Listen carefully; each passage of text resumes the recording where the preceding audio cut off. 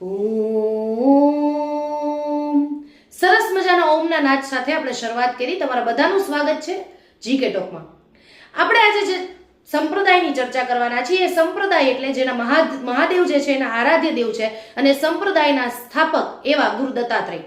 જે ગુરુ દત્તાત્રેયની સમાધિ ભુજમાં કચ્છમાં કાળા ડુંગર ખાતે આવેલી છે અને ત્યાંથી એને ગુફા બનાવેલી કે જે સીધી ગિરનારના ગોરખનાથ ટૂંક પર નીકળે છે અને ત્યાં જે છે એમની ચાખડી આવેલી છે એટલે કે મંદિર આવેલું છે.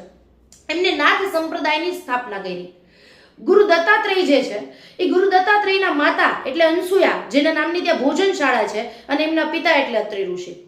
ગુરુ દત્તાત્રેય જે છે એમનું જે કાળા ડુંગર પર સમાધિ આવેલી છે ત્યાં એને શિયાળિયાઓને પોતાનું આખું શરીર ખવડાવી દીધું એટલે કે એમના હાડકા જે છે શરીર છે એ શરીરને ફરીથી એમને ઉત્પન્ન કર્યું. આવી ત્યાં લોકવાયકા છે એટલે આજે પણ પેલા પ્રસાદી લેવા માટે શિયાળિયાઓ આવે છે, લાપસીનો પ્રસાદ, ને પછી ત્યાં જમવાનું શરૂ થાય છે.